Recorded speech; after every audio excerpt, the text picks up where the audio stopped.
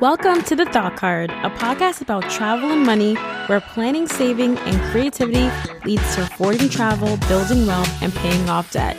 We are the Financially Savvy Travelers.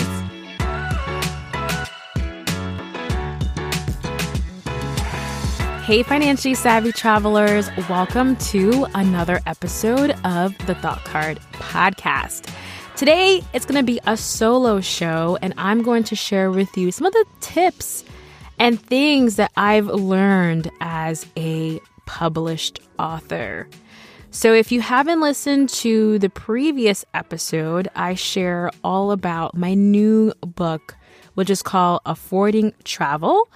And this is the book that I wish I had when I was in college and I was in graduate school and I was a young adult, trying to figure out life, trying to save money to travel, and really developing the strategies that I've used over the past 5 years. So this book really has everything I know about saving and affording travel.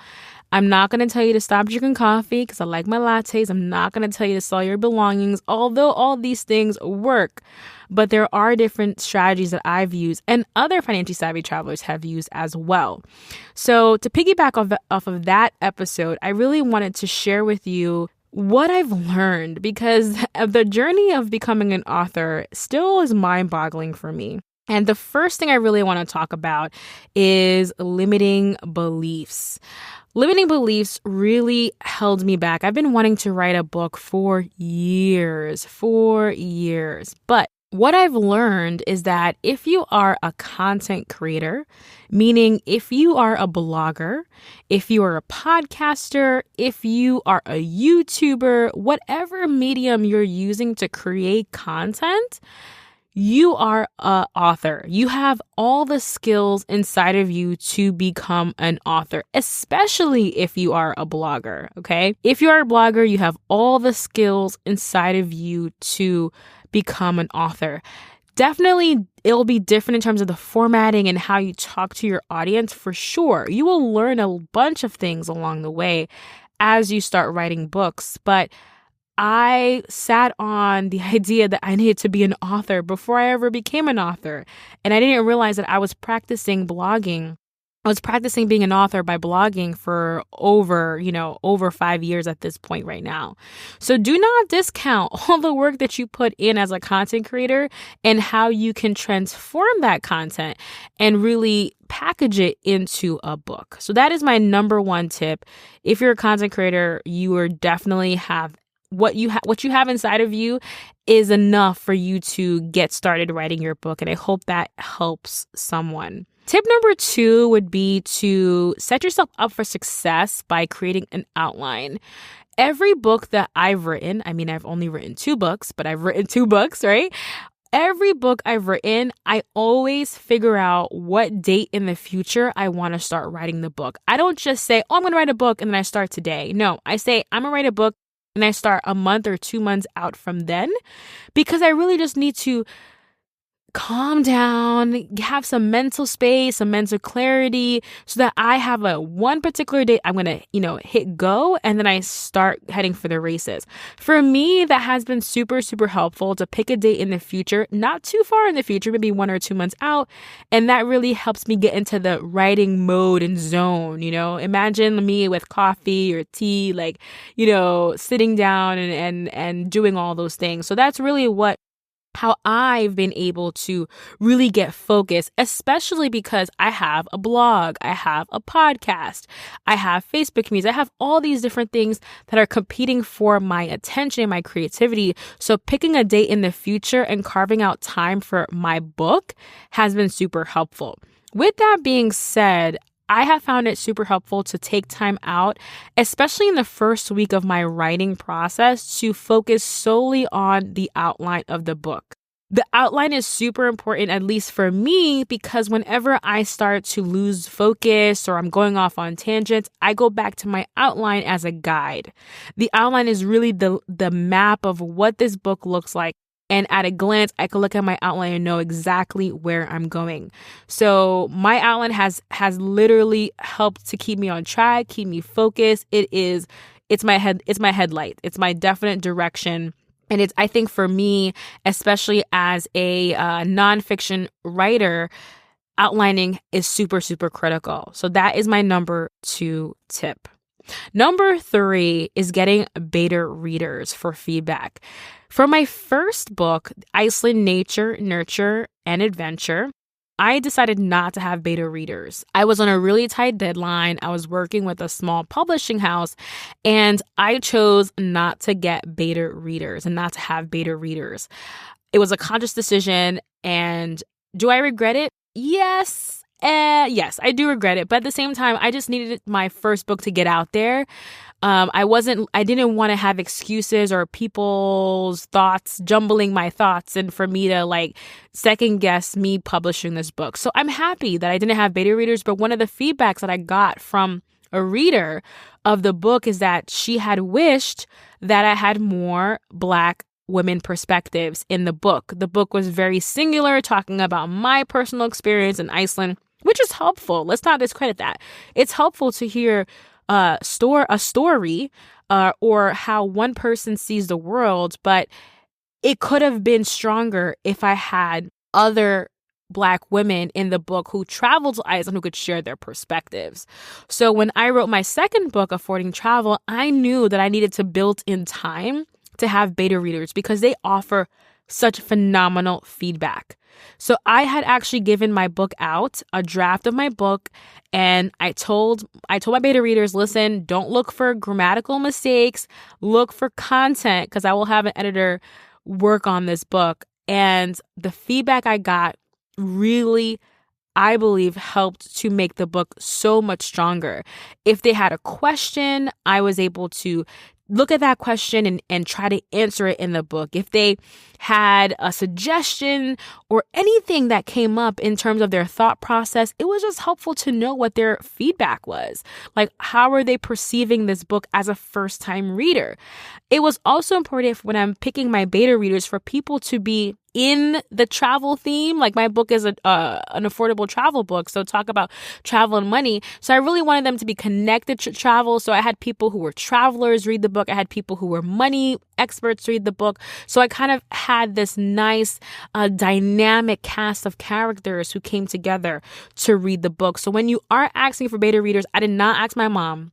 I did not ask my mom or Kyle, love you guys, but I did not ask them to read the book because I knew that they were going to be subjective. I wanted my beta readers to come with me with ideas, suggestions, with honest feedback so I could make this the best I could, right? So that is my number 3 tip, is to don't be afraid to get beta readers. I was definitely afraid in my first book to get beta readers. Timing was definitely an excuse, and I definitely understand that. But I'm super happy that I got over that hump for the second book and that I'm able to benefit from having my close band of friends and beta readers come to rally behind me as they gave me feedback for the book. All right. Number 4. Hope you guys are enjoying this so far. So number 4, we're going to be talking about getting your audience involved. So if you are a content creator, again, if you're a blogger, podcaster, or YouTuber, you create content for your platform, you'll have an audience, which is a wonderful thing to have, and get them involved, get them hyped up and excited for the process to know that you're writing a book. And, poll them, ask them questions. One of the great things that my good friend Stephanie Perry had told me, she helped me design the cover for my book, Affording Travel. She was like, hey, why don't you, I know you're struggling with these 2 covers that you really like. Why don't you just, ask your audience? I was like, duh, let me ask my audience. So I went in my Facebook group, Financially Savvy Travelers. Please join if you're not in there already. And I asked folks, which cover do you like, A or B? I also went on Twitter and I got lots of feedback. People just love to chime in and tell you what they like and what they enjoy. And that's important, especially if they're in your audience. They're invested in you and your message. So find ways to get them involved. Poll covers, poll titles. There's just so many different ways to get your audience involved early on in the process. All right. Okay.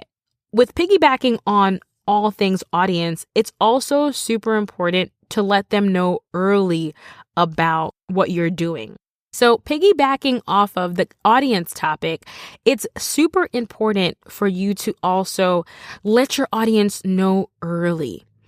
And I still am struggling with how early do you let people know, but letting people know early just allows them to hear more about your book, why it's important, the transformation, if it's a nonfiction book, transformation that you're promising for them to have, and it gets them ready to eventually buy. Okay. If I drop my book tomorrow and the first time you heard about it was yesterday, you're likely not going to buy the book, right?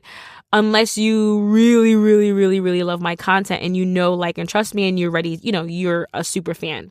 Most people, they need time, they need exposure over and over and over to commit to making a purchase. So I've learned that it's really, really important to pre-sell your book, which means that you have your book for sale, even though it's not necessarily ready. Okay. So when I was pre-selling my Affording Travel book, I was still working with an editor. I was still editing it down, formatting it, and all the things behind the scenes. And that's totally okay, because on Amazon, it says available for pre-order now, and the book will be released in X and X date. So they are buying the book now, knowing that as soon as it drops on that publishing date, that they'll have their hands on it, which is great. It also, when you're telling your audience about this early, it just allows you to pre-sell, which is really important when it comes to Amazon and becoming a bestseller. So I did not pre-sell my book in my first iteration of the Iceland travel guide, but I did take advantage of the opportunity to pre-sell for the Affording Travel book, and I'm really happy that I did. I think it was a really big game changer, and I'm really happy that I took the time to really let people know about the book, develop buzz, go on other podcasts, market. I think a lot of people struggle with the idea that, okay, I am an author, I write books, but you also want people to read your books. And marketing is a huge part of being an author. And you'll definitely see the more you promote, the more likely that you'll get people to buy and be invested. So those are my tidbits for talking to your audience early, and also pre-selling them and letting them know that, okay, it's available, buy it now, pre-order it now. That it all helps. It all helps. Last but not least, I was asked the other day, is it important for you to hire an editor? I would say undoubtedly yes. Hiring an editor has single-handedly been one of the most important things that I've done for my creative career, because I have learned so much by just looking over my editor's shoulder and seeing what she had to, revise and what her thoughts were. I'm horrible at using commas and using certain punctuations and things like that, but to see her over and over say, make sure you do this, make sure you do that, make sure you do this, I am starting to pick up on the nuances of grammar, the nuances of how to say things. And one of the big moments for me that literally made me cry, made me ball up and cry. I actually hired the same editor for the first book and second book. She did an amazing job. So I hired her again. And when reading the second book, she said to me, Danielle, your writing has improved a lot. And it meant so much to me to hear that. It was an easier read for her. I had figured out how to write paragraphs and not write like short paragraphs like blogger. Like I just had transformed from a blogger to an author in a matter of one book because I hired an editor. So do not discount hiring an editor. Another reason why you should hire an editor is that you really do not want your readers to be fixated on your grammatical mistakes and not your content. Don't get me wrong. You're definitely going to find, typos. We're not perfect. So, but the whole point here is to be as close to grammatical error free as possible. And making sure that your content is so strong, that even if you do have one or two errors, your readers are not going to get distracted. I've read books, self-published books that had plenty of errors, and I just got distracted. I couldn't focus because I'm like, another error. So you don't want that. Take the time to invest in an editor. Don't just take their grammatical or whatever edits that they make and just say, okay, thanks, that's it. Try to really dive deep and understand the behind the scenes why, and take the time to really understand the editing that was done, because it will just make you a better author. Like, I know how to make paragraphs now. I can catch some very small grammatical mistakes. All these things have really, really helped. Now, editors are not cheap. And there's a reason why they're not cheap. They're highly skilled, but it's something that I highly recommend investing in. This is an investment in yourself, okay? I have found so much value in having an editor. And now my editor knows my style, knows how I write, and we have such a great working relationship. And when I have another book coming out, I'm hoping that she'll be available to, help me edit that book as well. All right. So those are some of the big takeaways that I've found as a new author. It's so funny because in this journey, I don't think anyone could have written a blog post and I would have read it and I would have downloaded all these tips.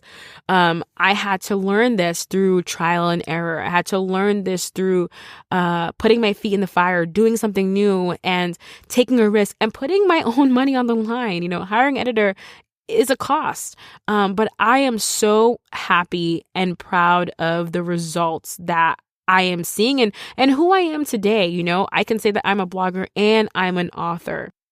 And that just brings me so much joy. So again, I hope you found these tips helpful. I hope you also feel inspired to go on your own journey and consider writing that book. I know it could seem like, am I ready? Am I not ready? But if you never try, if you don't sit down and try to, type those for that first paragraph, you'll never know. You really never know. If I didn't have the idea to write a Iceland travel guide, I would not be here today, right? I would not be able to share with you that I have a second book out. So super, super helpful. Now, before I let you guys go, I just wanted to also share with you that one of the resources that has really helped me as an author, because again, there are just lots of nuances. And one of the things I actually struggled with for a couple of weeks was formatting my book. But the course that has helped me so much as an author is Make Money with Ebooks by Michelle Jackson. It's a course that I highly recommend for aspiring authors, and I will leave all the information for that course, the links in the show notes that you can go ahead and grab it if you really need that one-on-one help, or if you need just more support and more guidance, and you don't want to spend so much time like trying to figure and tinker things out like I had in the past. All right, guys, that is the end of this episode. Don't forget to go out and head to Amazon right now and grab a copy of Affording Travel. It really shares all of the strategies, literally everything, brain dump, everything I know about saving money for travel. It is how I have traveled to 27 countries and 4 continents over literally like the past 5 years or so, I haven't been doing this for that long, but I've been able to do so much even when my budget was limited. So that is it for today. I will see you guys in the next episode. Bye.